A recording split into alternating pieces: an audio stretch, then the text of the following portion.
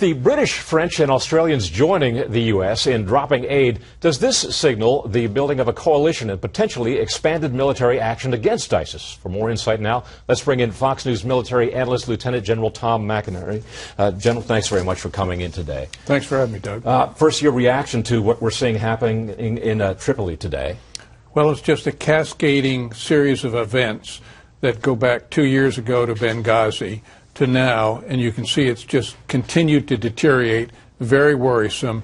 Libya is going in the hands of the radical Islamists. Very dangerous. And in the broader picture, another piece of evidence of the weakening of U.S. foreign policy. Absolutely. And that's why, Doug, I believe the president ought to make some decisions, and one of them is to go to DEFCON 1, which we've never done before, but it means imminent danger and of chance of war. And Secretary Hagel over a week ago said that this threat is imminent with ISIS. We don't know what's coming at us, and so we've got to change our warning system, not the system, but alert our people that we are in a very dangerous time. It seems to me that we're looking at, right now in the present time, a profound disconnect between what we're seeing and hearing from the White House and what we're seeing and hearing from the Pentagon. I want you to take a look at these two sound bites, one from Josh Earnest on Friday, the White House press secretary, and also from Rear Admiral John Kirby, the Pentagon press spokesman.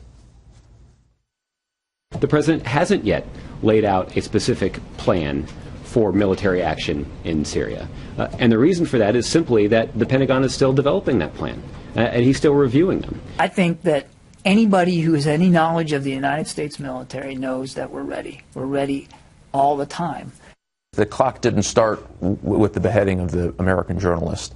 That was just a symptom of what was a long and growing problem for the United States. So it's not wrong, it's just very, very late in the game, and it presents fewer options. So 3 years ago, we had really good options in Syria and how to stop their pooling in the east and going into Iraq. 2 years ago, we had better options, not great options. Today, our options are far more limited, far more dangerous, and will call for far more engagement. General, you know the people in the Pentagon. Are they frustrated with the situation? Well, even more important is I know how the system works, Doug. But in answer to your question, they are extremely frustrated, and the system works. The president puts out strategy objectives. We defeat ISIS, we deter them, we dissuade them.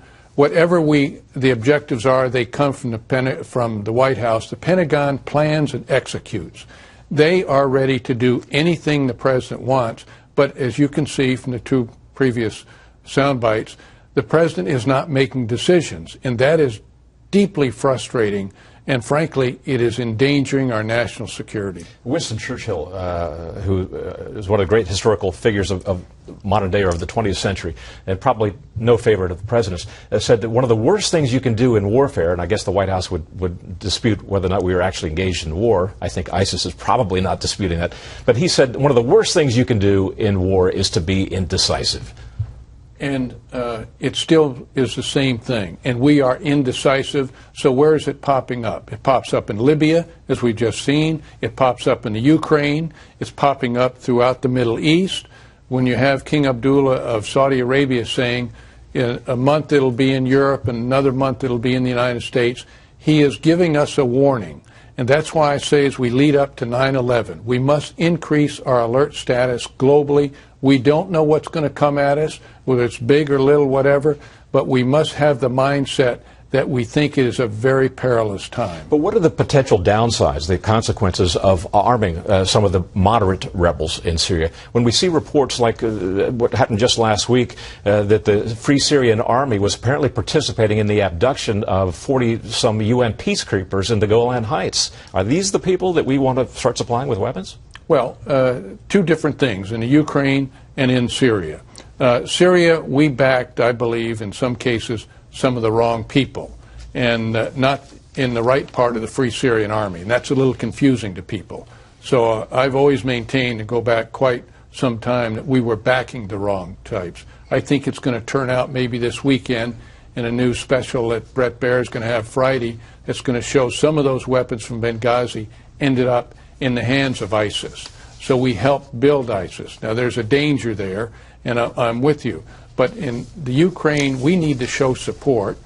in Iraq against Syria and in Iraq, we need to show support that we're going to go and take down, I believe, take down ISIS. And we can do that without boosting Bashir al-Assad if we back the right groups and we attack those parts of the ISIS elements that are doing the attacks into Iraq. That's what we need to focus on, and we need to do it now. Lieutenant General Tom McInerney, always appreciate your insights, sir. Thank you very much. Thanks, Doug.